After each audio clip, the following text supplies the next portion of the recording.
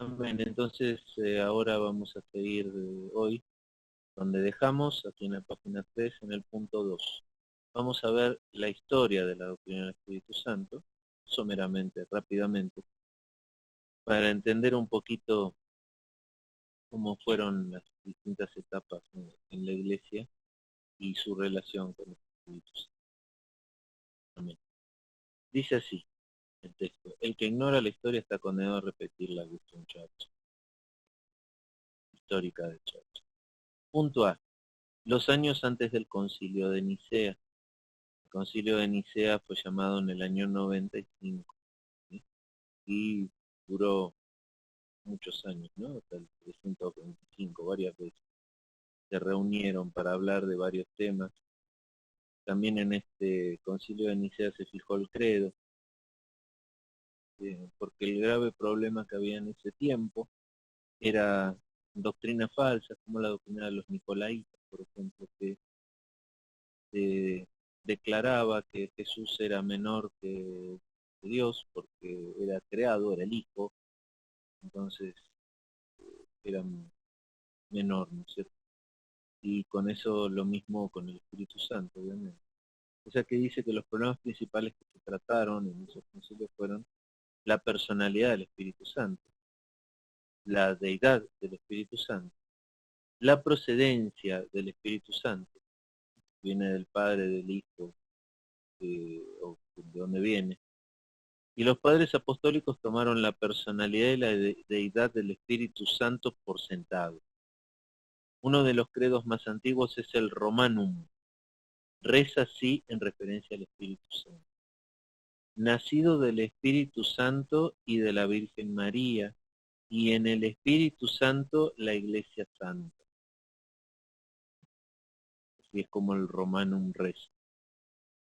O sea, lo que se están dando cuenta es que el Espíritu Santo es parte de la Trinidad, siempre existió, siempre estuvo con Dios desde el principio, es uno con Dios y con Cristo, ¿sí? Y que es Dios mismo, como Dios es la misma esencia de Dios, y que es una persona, es una de las personas de la Trinidad. Entonces dice, sigue aquí diciendo, la fe en la personalidad y la deidad del Espíritu Santo es expresada bastante clara en la gran mayoría de los documentos de esta época, incluyendo las doxologías y las fórmulas que fueron usadas en el bautismo, sin haber reflexionado estas verdades de forma profunda. Fueron los padres apostólicos, junto con los primeros creyentes, afirmaron la deidad y personalidad del Espíritu Santo.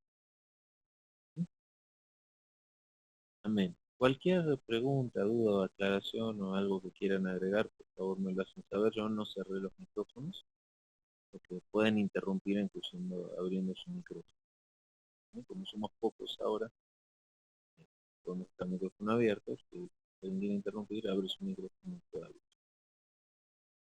y todos lo vamos a escuchar. Amén. Entonces después sigue con el punto 1, el montanismo. En Frigia, en Asia Menor, surge por primera vez una nueva doctrina acerca del Espíritu Santo. Aquella región era un centro de la magia y del ocultismo. De allí venía Montano, Priscila y Maximilia. Eran sus colaboradoras y discípulas y eran consideradas por Montano como profetas. Nada más convertirse al cristianismo, Montano pretendía ser el cumplimiento de las promesas del Paracletos de Juan 16. Características de este movimiento: tenía inmadurez espiritual, importancia sobresaliente de profecías, dominado por mujeres, con la notable excepción de Montano, advertencias y profecías del inminente retorno del Señor. Sorprendente aún, un creyente y teólogo como Tertuliano llegó a ser discípulo de este movimiento herético. Caray, sí está grueso. Fíjense cómo estos movimientos capturan gente.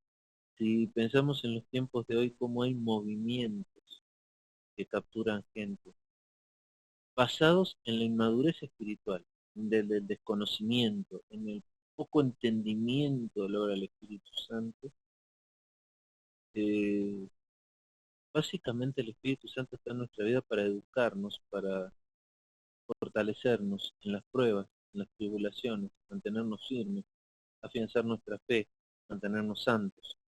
Sin embargo, hoy en una inmadurez espiritual bueno, se enseña y se hacen las doctrinas de que el Espíritu Santo está para que nosotros seamos felices, prósperos y vivamos una vida prácticamente hippie en pensamiento, Espíritu Santo.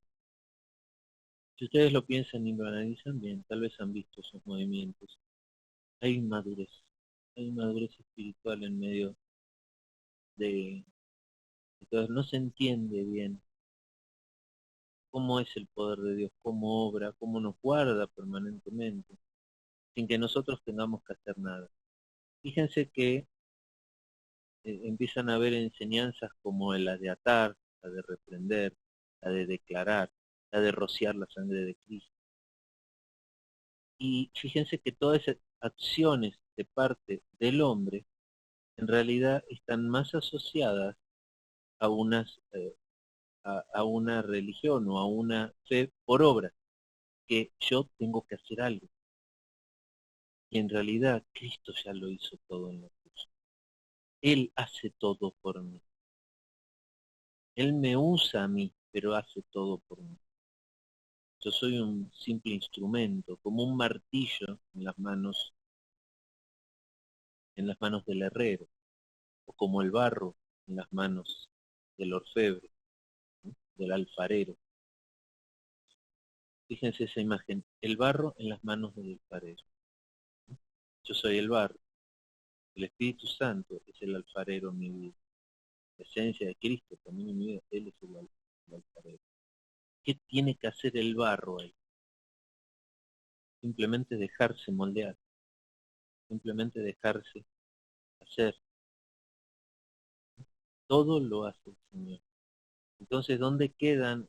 Quedan en medio de la inmadurez toda esa doctrina del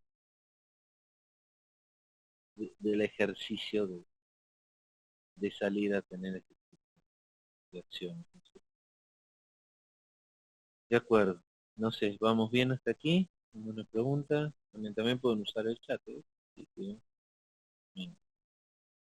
Bueno, ahora vamos al otro periodo de tiempo que es de Nicea Calcedonia. ¿Se entendió aquí ya?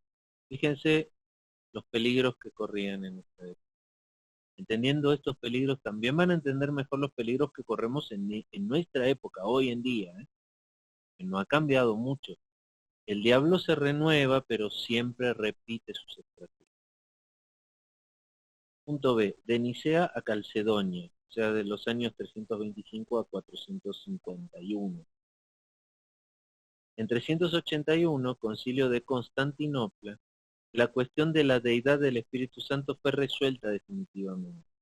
La fórmula para decidir el asunto era el famoso homo, ay, nunca lo puedo decir, homoousioske, y se impuso a la expresión menos precisa y correcta del homoiosios.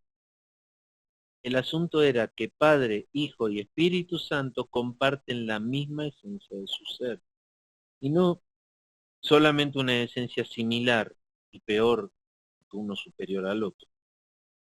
Algunos teólogos de Macedonia se opusieron a la fórmula homoousios y por lo tanto a la plena deidad del Espíritu Santo.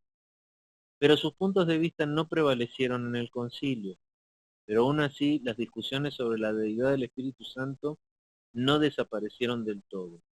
Por lo tanto, Agustín, que defendió la fe contra la herejía del pelagianismo, expuso una vez más la deidad del Espíritu Santo en una de sus obras más importantes, de Trinitatis. Yo no sé si ustedes alguna vez han leído algo de, de San Agustín de Hipona. Yo a mi gente creo, Juli, tú debes haber leído por ahí alguna cosita que pasamos. Este, yo les diría, si tuvieran la oportunidad de leer algo de San Agustín de Hipona, aprovechenla. Es muy difícil, porque tiene un léxico del siglo IV, obviamente. Hay que leerlo con mucha paciencia. Pero de San Agustín de Hipona nacen las bases, en teoría, las bases de la doctrina católica, de las creencias católicas. Y yo siempre le digo a un católico así que está un poquito enervado, le digo, lo que ustedes tendrían que hacer es volver a San Agustín, volver a la fuente. Eh, en este caso, justamente de Trinitate, es un trabajo muy elaborado sobre las personas de la Trinidad. Si pudieran, debe estar en internet. Yo espero que alguna vez lo haga. Y ojalá, les repito, ¿no? Que las iglesias que hoy están como están volvieran a ese origen. Bueno, continuamos entonces con el siguiente periodo. ¿Hasta aquí alguna duda? Nada, seguimos. Se van fijando cómo van a ver más adelante, se va a repetir la estrategia del diablo otra vez. Tratar de disolver. Y si lo llevan a hoy en día, van a ver cómo la gente habla de Cristo, habla de Dios, pero el Espíritu Santo es como que relegado. O sea, uno dice sí, porque Cristo hizo tal, y Cristo en mi vida hizo, Dios en mi vida hizo, y el Espíritu Santo, ¿dónde está? Amén.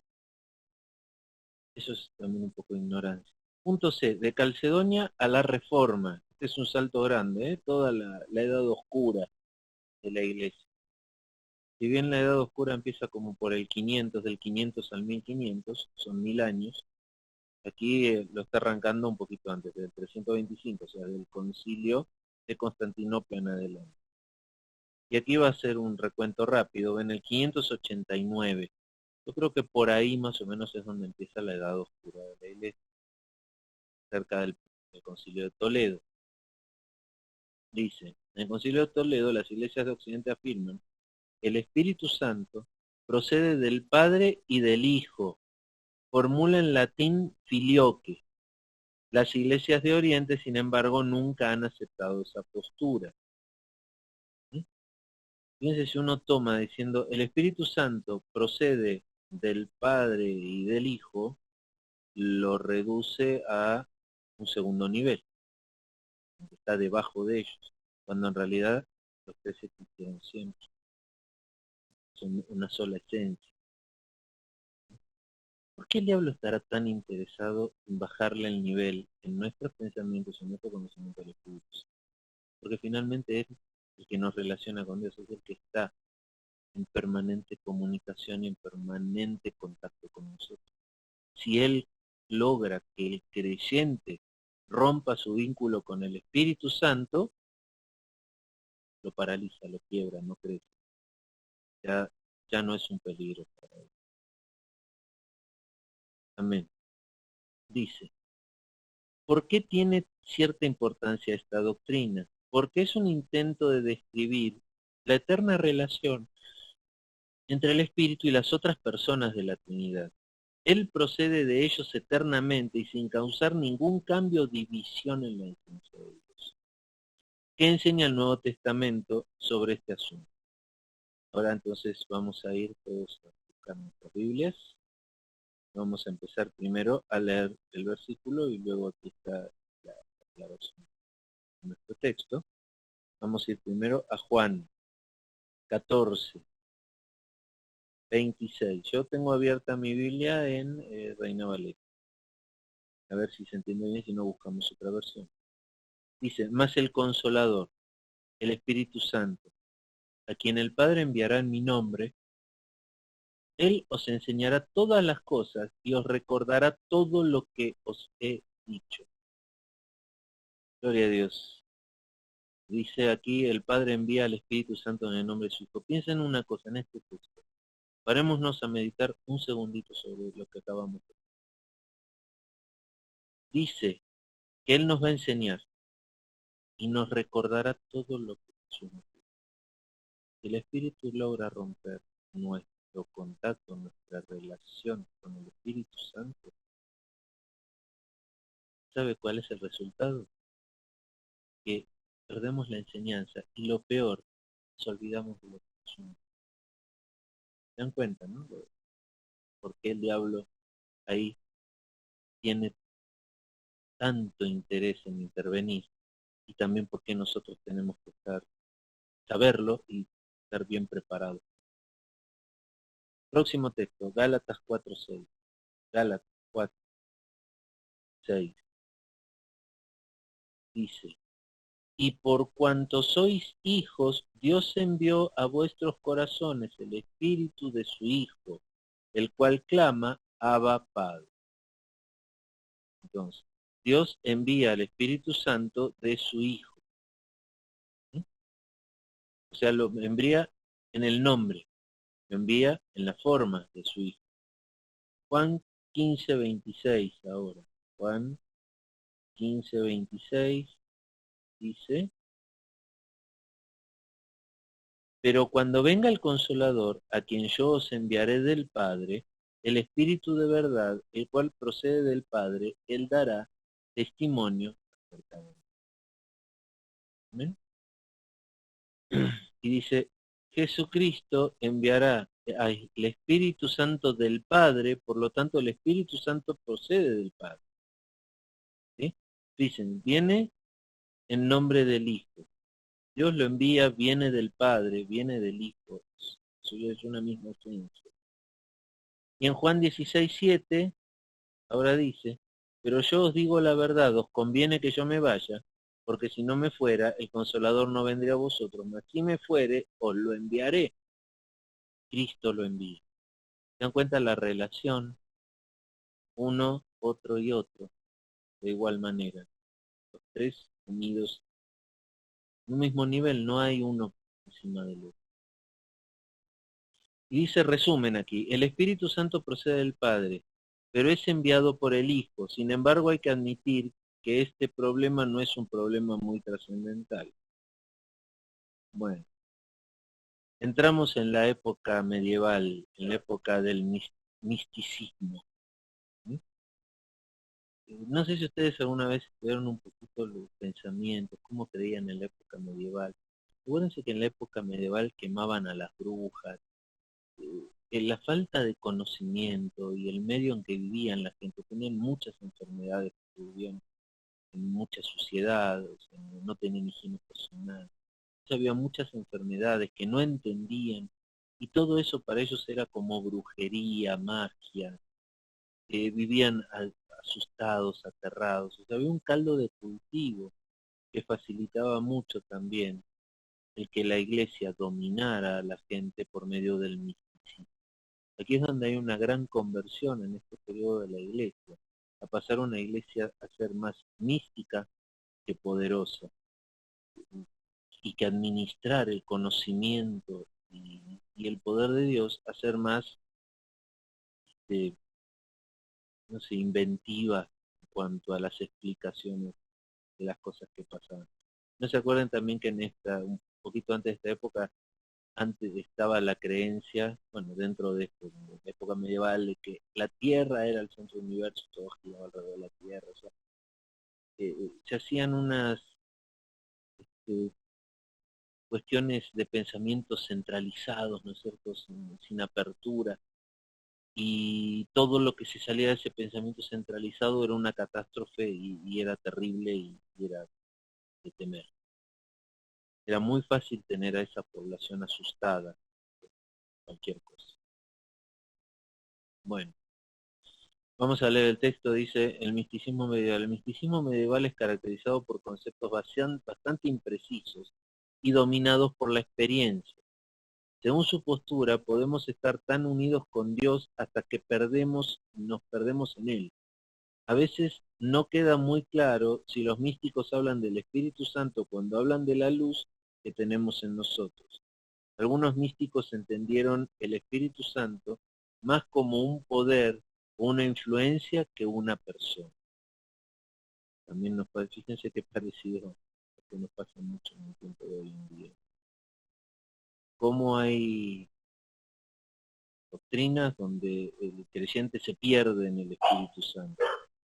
Cuando el Espíritu Santo es una guía, es un educador, nos está enseñando, nos está guiando. ¿Cómo puede enseñarnos si anula nuestra conciencia, si anula nuestro propio entendimiento? Si obráramos sin entendimiento, ¿cómo aprenderíamos? O sea, si obráramos sin sentimientos, ¿cómo seríamos consolados? También está el otro lado, ¿no? Yo he tenido discusiones con gente que dice que uno, por medio de su intelecto, tiene que dominar la obra del Espíritu Santo, ¿no? Eso también es imposible, es como querer frenar el viento con las manos, ¿no? O sea, es una obra conjunta en el creciente entre el creciente y el Espíritu Santo, el crecimiento espiritual. ¿Cuándo hay crecimiento espiritual en un creyente? Cuando hay una obra conjunta entre creyente y Espíritu Santo.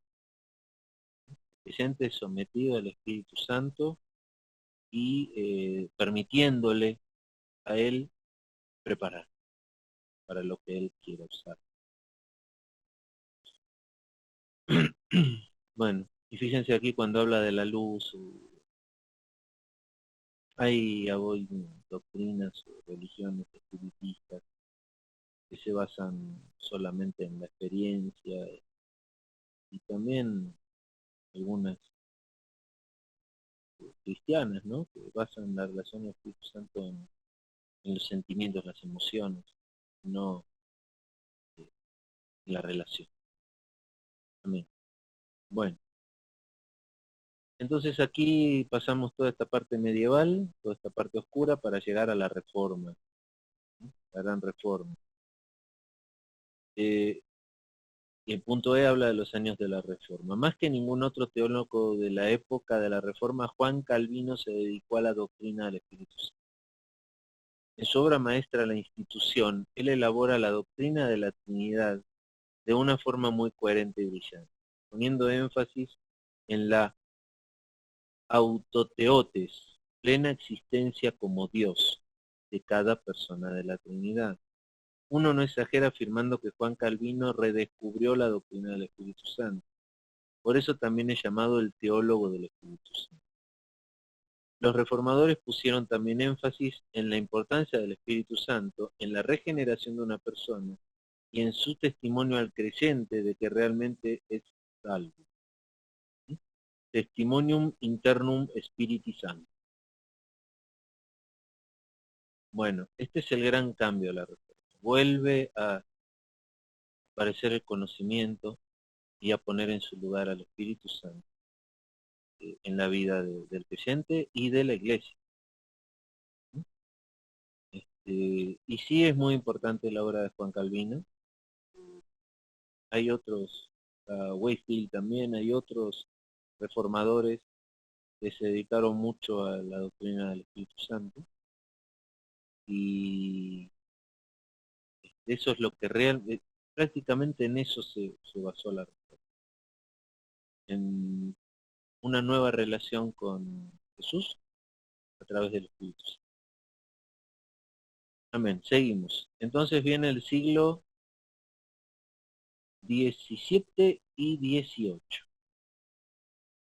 Empieza el movimiento del sinergismo. Dice que la regeneración no es obra exclusiva del Espíritu Santo, sino que el hombre coopera con él. Amén. Eso estábamos hablando, ¿no?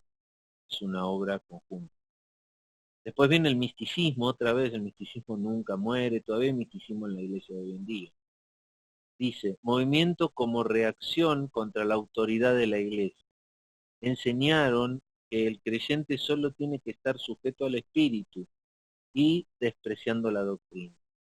Todavía hoy en día se escucha a muchos creyentes decir, no, yo no tengo que estudiar la palabra, porque el Espíritu Santo me dará que decir, el Espíritu Santo me enseñará todas las cosas. O sea, yo no tengo nada que hacer. Se desprecia la obra conjunta, Y después habla del movimiento del racionalismo, énfasis sobre el razonamiento humano, le restando importancia al Espíritu Santo. Si yo me baso en mi razonamiento, quiero razonar o dirigir por razones la obra del Espíritu Santo en mi vida, el Espíritu Santo no puede. Estoy atando las manos al Espíritu Santo. Amén. Seguimos con otro movimiento, después vienen los puritanos. Su teología era calvinista. Uno de sus mejores teólogos, John Owen, escribió una de las mejores obras hasta el día de hoy sobre el Espíritu Santo. Yo alguna vez leí de John Owen una obra del Espíritu Santo, sí, se lo recomiendo, es muy bueno.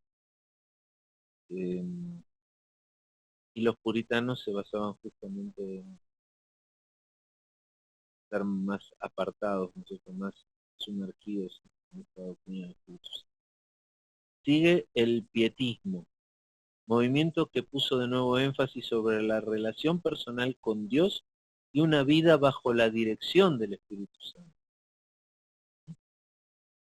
Después vienen los avivamientos. Otra vez la importancia del Espíritu Santo fue enfatizada y teólogos como Jonathan Edwards en Nueva Inglaterra, Estados Unidos, reconciliaron de manera brillante una doctrina ortodoxa del Espíritu Santo con una experiencia ortodoxa del Espíritu Santo, con ciertos reparos. También Juan Wesley, que yo lo mencioné antes, hizo una gran labor en esta. Y de Wesley sí leí bastante y sí también habló mucho de los avivamientos. El tema de los avivamientos también es algo que hay que tenerlos con cuidado. Yo he vivido en un país de origen avivamientos en la década del 80. El Espíritu Santo se derrama sobre toda la gente, pero el problema pasa otra vez por lo mismo, por la ignorancia, por el desconocimiento de lo del Espíritu Santo.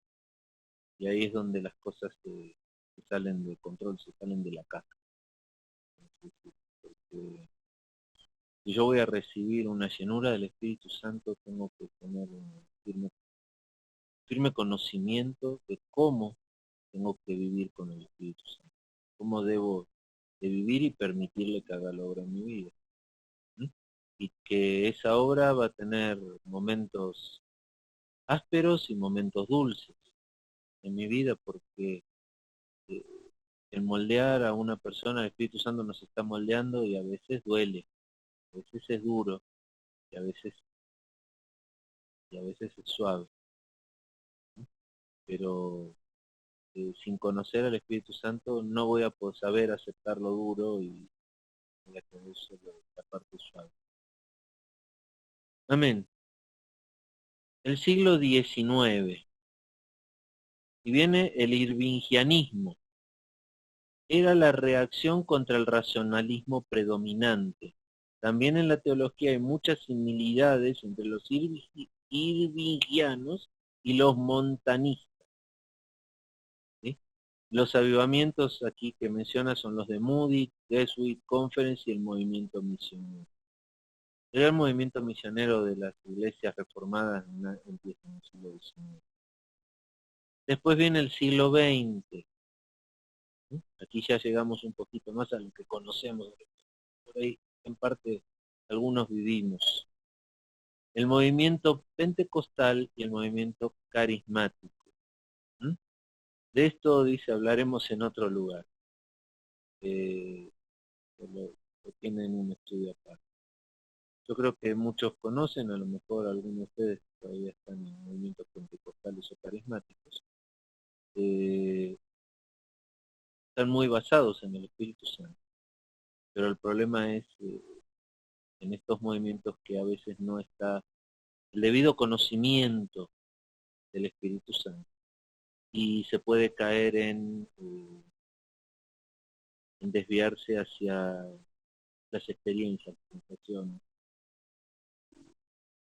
Y ahí es donde se puede caer en frenar también la obra del Espíritu Santo en el creyente y vivir esperando los milagros y las cosas que Dios tal vez no quiere hacer.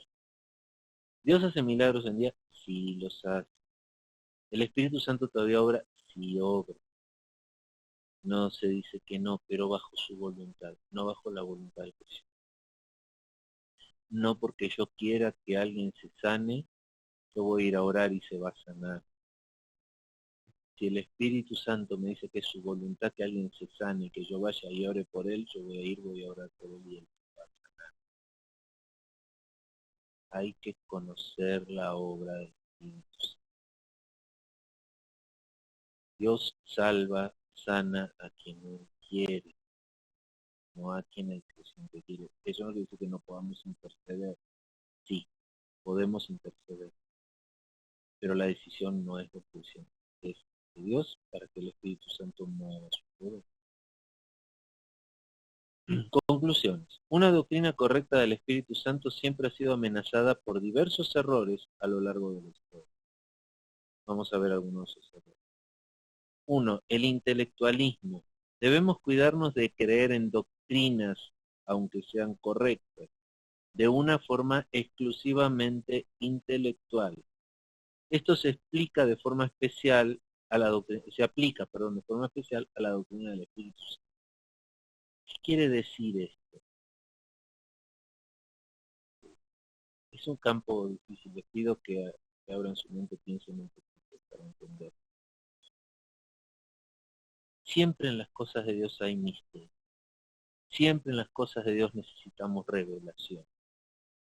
No alcanza con el pensamiento humano para comprender ni siquiera las doctrinas correctas. Hasta las doctrinas bíblicas que conocemos y que son perfectamente correctas tienen su misterio y está escondido en Dios, que necesitamos la revelación para comprenderlo. Entonces, con el pensamiento humano, con el razonamiento humano, no se puede. Sigue con el segundo punto, el peleajismo. Amenaza constante de la doctrina del Espíritu Santo. Él es absolutamente soberano en nuestra salvación. No es posible para ningún hombre convertirse al Evangelio aparte de la obra del Espíritu Santo. O sea, nadie puede entrar al reino sin tener el Espíritu Santo. Y nadie, o sea, Él son las arras de nuestra salvación. Es el depósito en garantía de Dios de nuestra salvación en nuestras vidas, es el Espíritu Santo. Amén.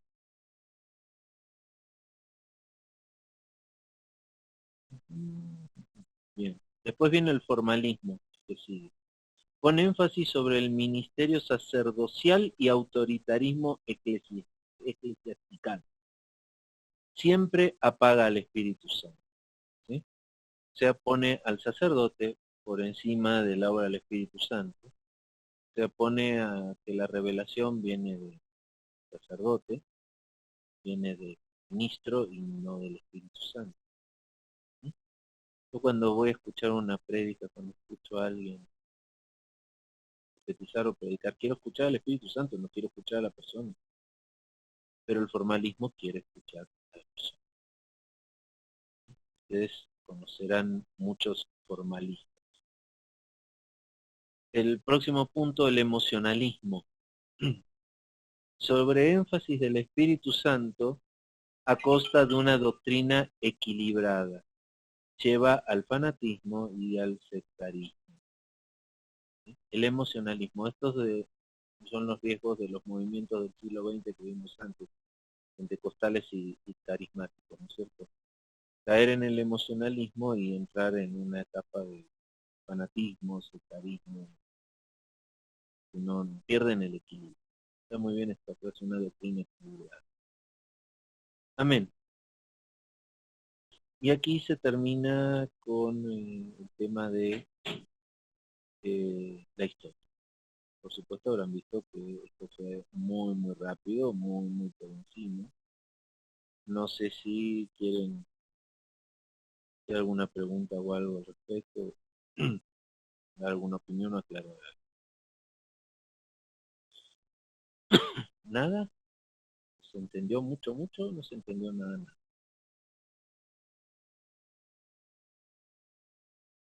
¿Ve? Bueno, continuamos entonces el punto 3.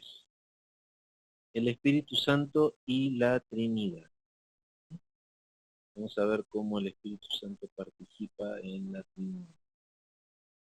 Juan 17:3 dice, y esta es la vida eterna, que te conozcan a ti, el único Dios verdadero, y a Jesucristo, a quien has enviado. Esencia de la vida eterna, conocimiento del único Dios verdadero. No conocemos a Dios si no le conocemos como el Dios Trino. Por lo tanto, es importante siempre la pregunta, ¿quién es tu Dios? ¿Quién es tu Dios? Porque no podemos tomarlo parcialmente. Punto A. Definición de términos importantes. Trinidad. Trinus en latín, trios en griego, que quiere decir tres. La palabra no sale en la Biblia, pero el término es de importancia primordial. El término teológico significa tres personas subsistiendo en una sola esencia. Sustancia, dice.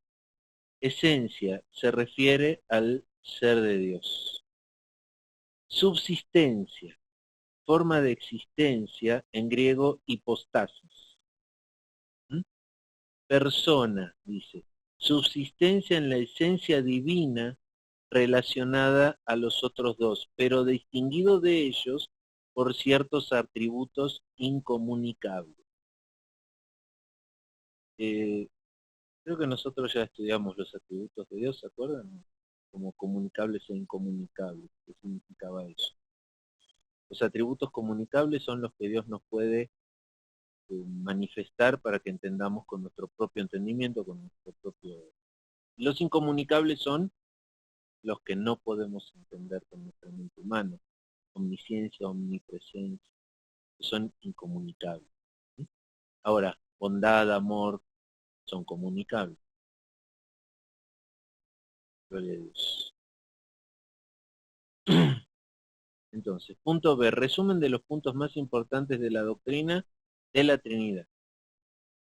Esto es muy, muy importante. Punto 1. Solo hay un Dios y este Dios es uno.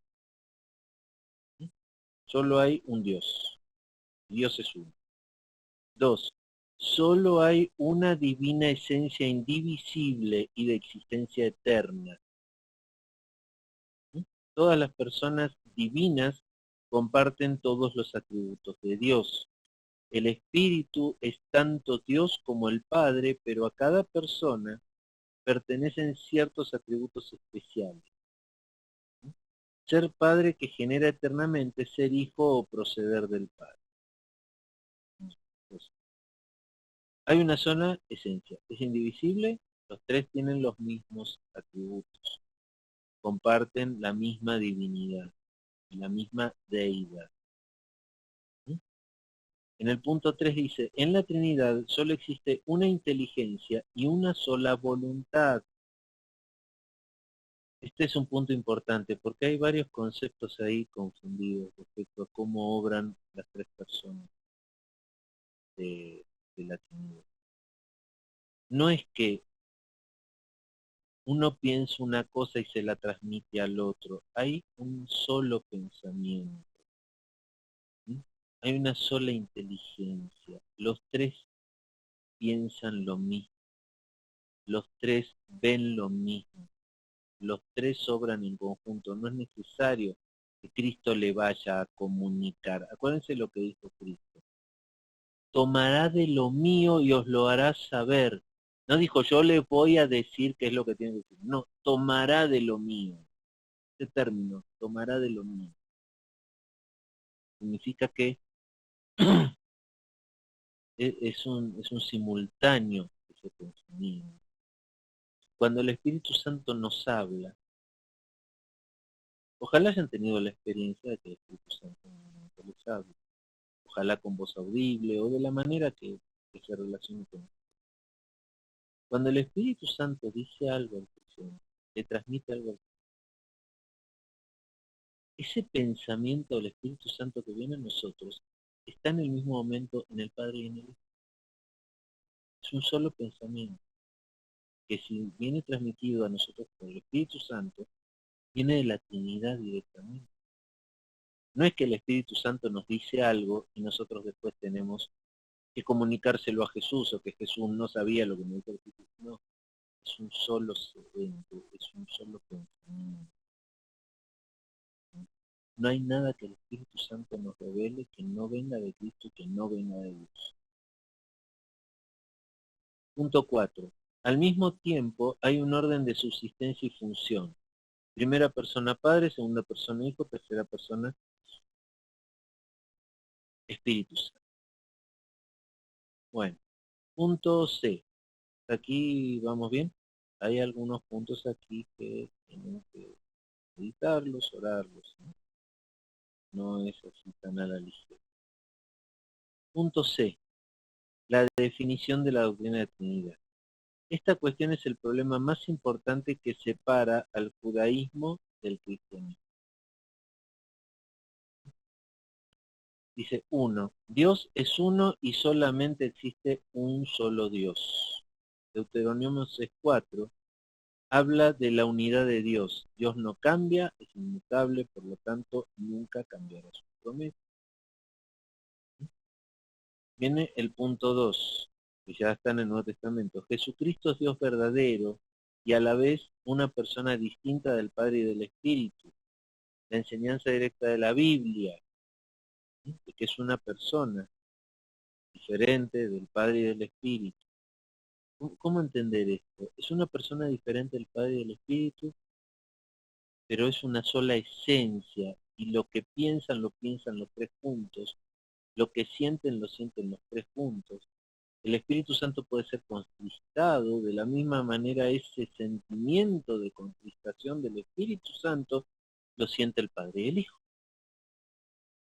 que son una sola esencia. ¿Bien? Vamos a leer Hebreos 1 del 8 al 9. Vamos a leer los textos. Hebreos 1, 8 al 9 dice. Mas del Hijo dice, tu trono, oh Dios, por el siglo del siglo, centro de equidad, es el cetro de tu reino. Has amado la justicia y aborrecido la maldad, por lo cual te ungió Dios, el Dios tuyo. ¿Sí? Tu trono, Dios, no, justicia, con óleo de alegrías, más que a ti. Entonces, es una persona distinta. Isaías 9:6.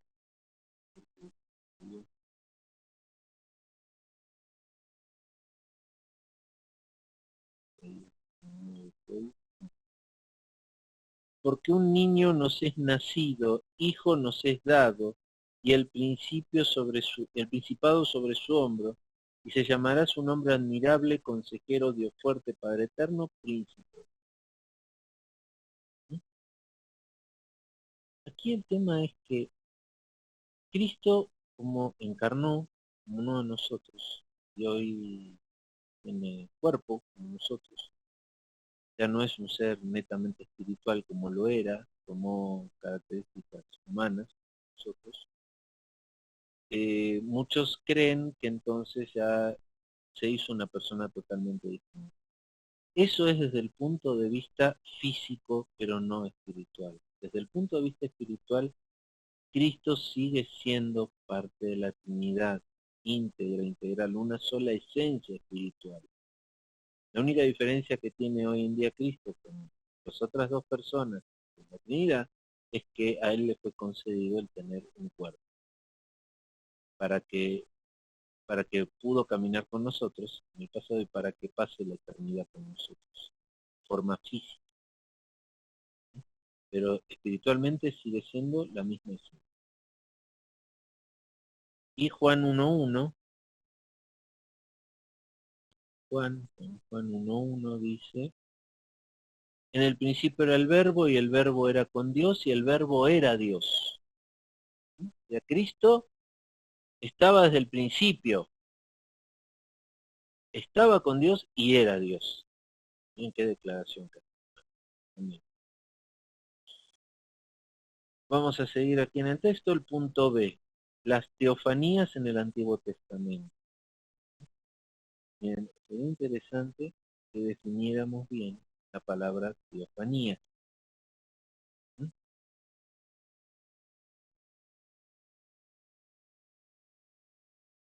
Vamos a ver. Teofanía quiere decir Dios y faino, manifestación. La teofanía tiene un significado diferente en algunas religiones.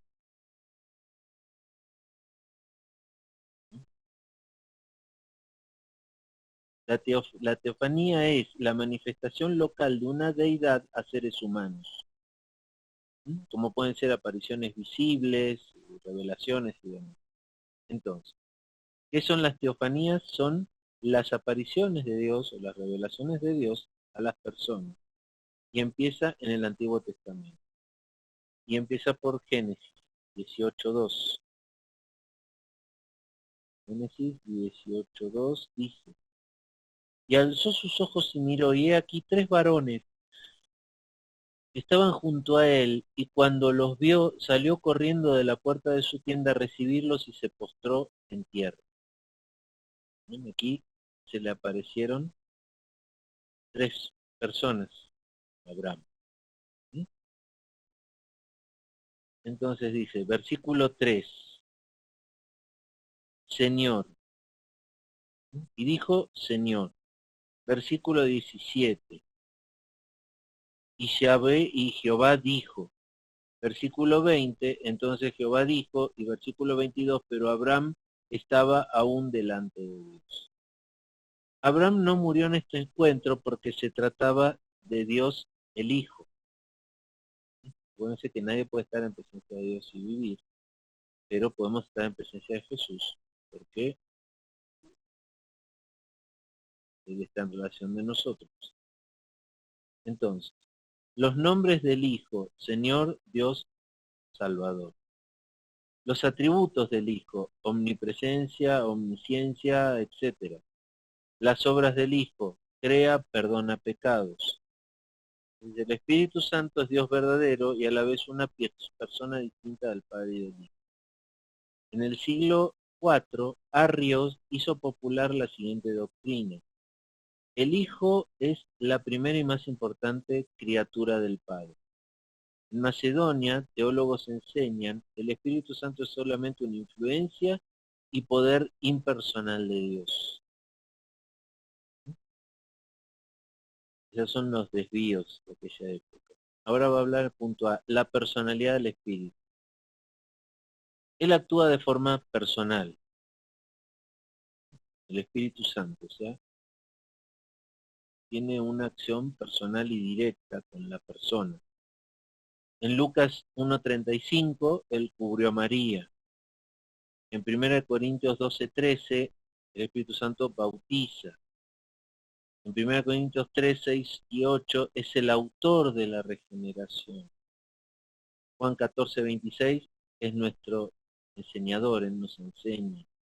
Romanos 8:14 y Juan 16:13, él guía, es nuestro guía. Hechos 13:4, él envía, él nos mueve a hacer, él nos saca afuera.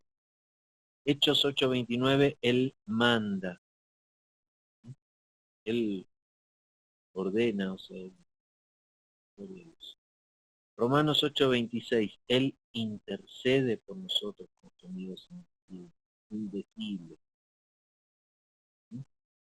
¿Quién es nuestro intercesor? ¿Quién está sentado a la diestra del Padre? Es nuestro abogado. Sin embargo, aquí el Espíritu Santo intercede por nosotros. Fíjense cómo comparten en uno solo las tareas. Juan 15:26, él da testimonio de Cristo. Juan 16:8-11, él convence. Y 1 Corintios 12:11, él distribuye los dones. Imagínense, el Espíritu Santo llega a mi vida. Yo acepto a Cristo y el Espíritu Santo viene a mi vida. ¿Sí? Entra en mi vida y me da dones. ¿Ustedes se creen que esos dones que dan el Espíritu Santo en mi vida no está de acuerdo con el pensamiento del Padre y del Hijo? No es uno. o no se entera Cristo de los dones que recibimos. Amén. Dice que la Biblia hace una distinción entre el Espíritu Santo y su propio poder, lo cual sería ridículo y sin sentido si el Espíritu Santo fuese un poder o una influencia solamente. Lucas 1:35 dice, Lucas 1:35, respondiendo el ángel le dijo, el Espíritu Santo vendrá sobre ti,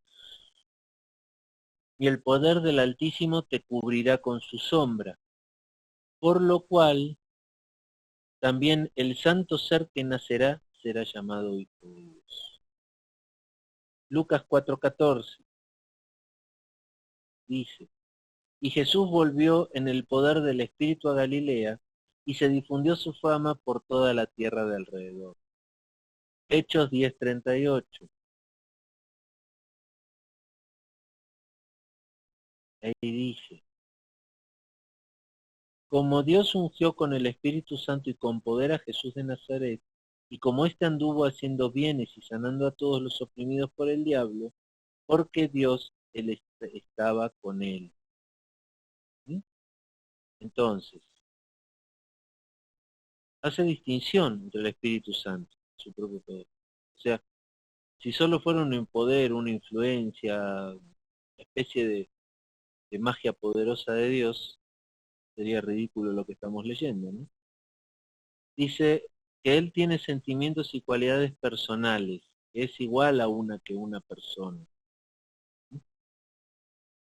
Entonces, Efesios 4:30 dice, y no contristéis al Espíritu Santo de Dios, con el cual fuiste sellados para el día de la redención. Esto habla mucho de lo que estábamos hablando antes. Estamos sellados con el Espíritu Santo para ese día especial. Dice que no lo contristen. ¿Mm? O sea, ¿es posible contristar al Espíritu Santo? Sí. Ahora, si yo contristo al Espíritu Santo, ¿qué piensan que siente Cristo? Hechos 5:3. Hechos 5:3 dice, y Pedro, Ananías, ¿por qué llenó Satanás tu corazón para que mintieses al Espíritu Santo y sustrajeses del precio de la heredad? A ver, cuidado con este texto, porque aquí dice, es posible mentirle. ¿Ustedes creen que el Espíritu Santo no sabe, no tiene conocimiento de los hechos? ¿Ustedes se creen que el Espíritu Santo no sabía que Ananías había hecho lo que había hecho? Si fue el Espíritu Santo el que le reveló a Pedro. O sea, Satanás llenó su corazón para que le mintiera al Espíritu Santo y creyera que se le puede mentir al Espíritu Santo. Eso es lo que va a hacer, o va a tratar de hacer Satanás en nuestro corazón también. Hacer que le mintamos al Espíritu Santo, a Dios, y creer que podemos hacerlo. Tengo una mala noticia. No, no se puede. ¿Mm? O sea, vamos a hacerlo más técnico. Sí se puede, pero es una tontería, porque tenemos que saber si lo conocemos que él lo sabe. Le estaría diciendo que no es lo que sé que él sabe que es. Hechos 5:9 dice, y Pedro le dijo, ¿por qué convinisteis en tentar al Espíritu del Señor? He aquí a la puerta los pies de los que han sepultado a tu marido y te sacarán a ti. ¿Mm? Dice que es posible tentarle. Pues sí, es posible tentarle, pero las consecuencias no son recomendables. Hechos 10, 19 al 21 dice, y mientras Pedro pensaba en la visión, le dijo el Espíritu, he aquí 3 hombres te buscan. Aquí viene otra pregunta que a mí me gusta este punto. ¿Puede hablar el Espíritu Santo? Desde aquí vino el Espíritu Santo y le dijo, he aquí 3 hombres te buscan. Gloria a Dios. Levántate pues y desciende y no dudes de ir con ellos porque yo los he enviado. ¿Quién le está hablando? ¿Mm? ¿Quién le está hablando a Pedro? el Espíritu Santo. Amén. Entonces le está diciendo que se levante y que vaya con ellos. Y dice, porque yo los he enviado. O sea, ¿quién los envió? El Espíritu Santo los envió. Amén. Entonces, él puede ser obedecido. Y aquí sí pudiéramos agregar, él también puede ser desobedecido. Hechos 7:51 dice,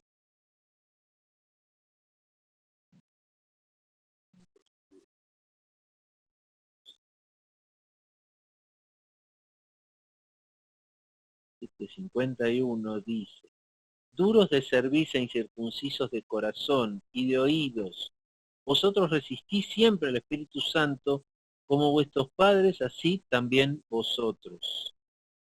Amén. Entonces, ¿podemos resistirle al Espíritu Santo? Sí, tenemos libre albedrío. Podemos detener la obra del Espíritu Santo en nuestra vida, podemos impulsar en nuestra decisión lo que hagamos. Mateo 12:31.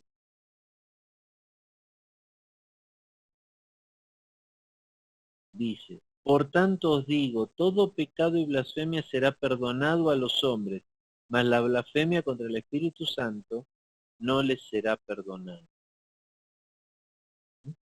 Entonces, ¿es posible blasfemarle? Sí. Miren, yo he analizado este texto, cómo es la blasfemia del Espíritu Santo. Tengo una conclusión personal, que les voy a transmitir. A ver, aquí hay preguntas. Vengo en el urbano, entré para saludarle, Dios sea bendiciendo. Ah, Raimundo, obvio, Juli, sabe todo. Gracias, Ray. Bueno, después lo voy a mandar. Después lo ven a su pastor, por favor, ahí. A Raimundo le manda una oración. Que Dios le bendiga mucho. Ahora ya te salió. Entonces, estábamos viendo el tema de la blasfemia contra el Espíritu Santo. ¿Cómo es mi conclusión de cómo funciona esta la blasfemia? Yo tengo libre albedrío. Por ende, yo puedo tomar la decisión sobre mi vida de aceptarlo o rechazarlo. Fíjense esto, yo tranquilamente puedo, un día de mi completo conocimiento y mi completa autoridad, yo voy a decirle, Espíritu Santo, no te quiero más en mi vida, vete. Si yo hiciera eso, él se tiene que ir. Y esa para mí es la conclusión de que es la blasfemia del Espíritu Santo. De total conocimiento y de plena voluntad, decirle a él, ya no quiero, no te quiero en mi vida, vete. Entonces, de esa manera, y no quiero entrar en una polémica de si la salvación se pierde o no se pierde, pero ya vimos antes que si el Espíritu Santo está en mi vida, tengo entrada al reino. Ustedes hagan sus propios. Ese es mi entendimiento de la blasfemia del Espíritu Santo. Lo repito, que yo de mi propia voluntad, ¿sí?, con conocimiento pleno de lo que estoy haciendo, le diga al Espíritu Santo, no te quiero más en mi vida. Después, Hebreos 10:29, seguimos aquí. Habría otra discusión en eso que le digo, ¿no? Que un verdadero creyente que ama al Señor no pudiera tener. Muchos dicen también que la salvación no se puede perder de ninguna manera, porque alguien que ama y conoce al Señor de ninguna manera pudiera tener eso. Pero si no, bueno, ¿cómo funcionaría la blasfemia? Hebreos 10:29.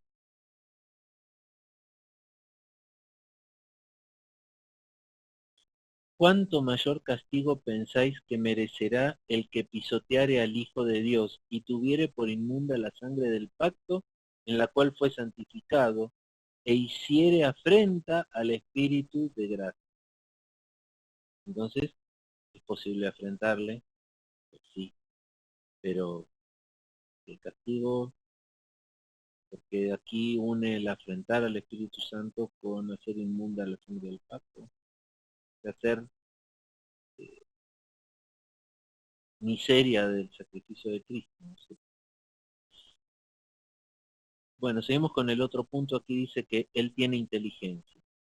Primera de Corintios 2, 10 y 11 dice: pero Dios nos la reveló a nosotros por el Espíritu, porque el Espíritu todo lo escudriña, aún lo más profundo de Dios. Porque ¿quién de los hombres sabe las cosas del hombre, sino el Espíritu del hombre que está en él? Así tampoco nadie conoció las cosas de Dios, sino el Espíritu de Dios. Pero fíjense, Él conoce los secretos, los misterios, la mente de Dios. Está unido a la mente de Dios y al mismo tiempo conoce los pensamientos, porque está en nosotros. Nada podemos ocultar, nada. Punto, próximo punto, Él tiene voluntad. Primera de Corintios 12, 11. Dice: pero todas las cosas las hace uno y el mismo Espíritu, repartiendo a cada uno en particular como Él quiere. O sea que Él reparte los dones como Él quiere, como a Él le parece. Amén. Seguimos. Vamos a otro puntito. Ahora dice sus nombres y artículos gramaticales. A pesar del hecho de que la palabra griega para espíritu es neutro o neuma, en varias ocasiones los pronombres masculinos son usados para sustituir el neutro, contradiciendo así todas las reglas gramaticales, pero indicando así claramente la personalidad del espíritu.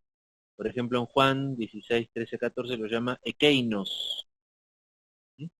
En Juan 15, 26 y en Juan 16, 7 y 8 utiliza el término ekeinos. Vamos a ver cómo lo utiliza en Juan 16, 13 y 14. Dice: pero cuando venga el Espíritu de verdad, a ver dónde está el ekeinos.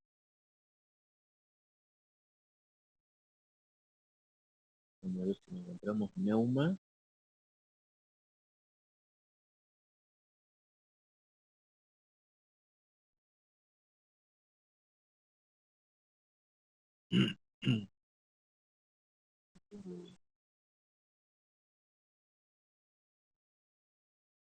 Juan 16, 14.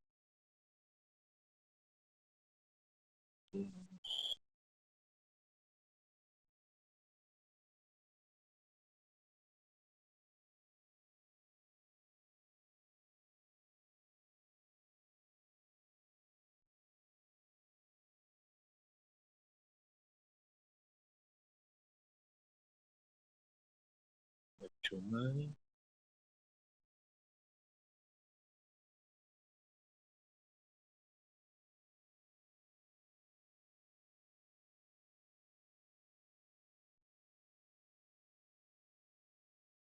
Bueno, se los voy a deber. Ekeinos, acá yo lo equinos. Ekeinos, aquí está la traducción.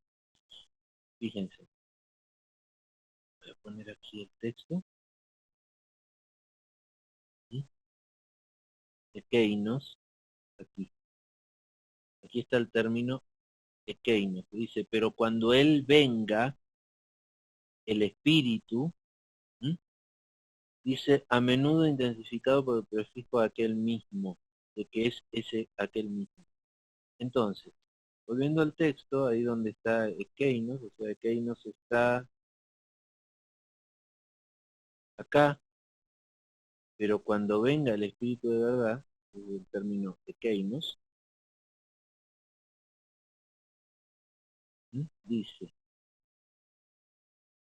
que tiene una personalidad, porque Él va a venir, o sea, Él es una persona que viene, Él tiene la capacidad de llegar, de avanzar, y ahí viene el ekeinos, ¿no? Dice, un símbolo. Llega, ¿cómo llega? En una vez como un símbolo, como una paloma. Una influencia impersonal no sería representada así. O sea, es una persona Entonces él llega como una persona, como una forma, toma una forma como de paloma.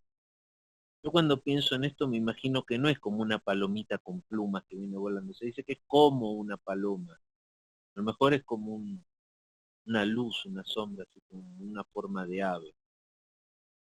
¿Sí? Después dice la fórmula del bautismo.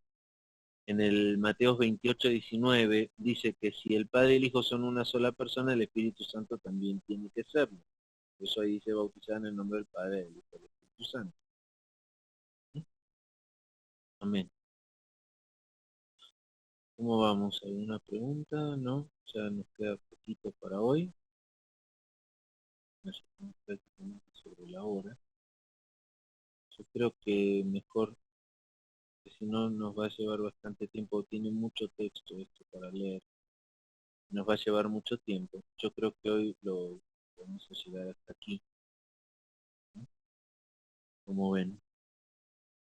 No sé si quieren hacer alguna acción. Lo vamos a dejar en el punto, en la página de 8.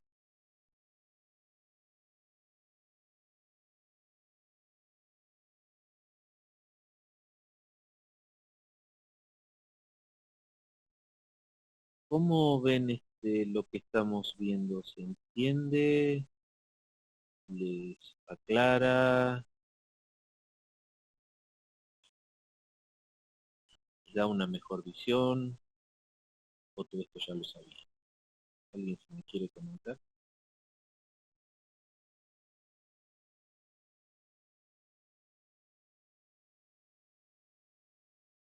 Julie dice que está claro. Bueno, Julie siempre fue así muy concisa, ¿no?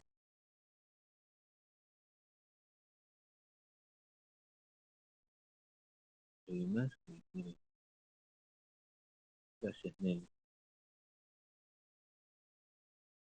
Sí se entiende la importancia de comprender estos temas del Espíritu Santo, ¿sí? Para no caer en errores doctrinales de la obra del Espíritu Santo en la vida de personas. Amén. Cualquier duda por el grupo que tenemos, pueden hacer preguntas. Bueno, además, el otro día Víctor ahí me hizo una pregunta, no sé si logré aclararle totalmente. Denme un segundito aquí, entonces vamos a terminar la grabación.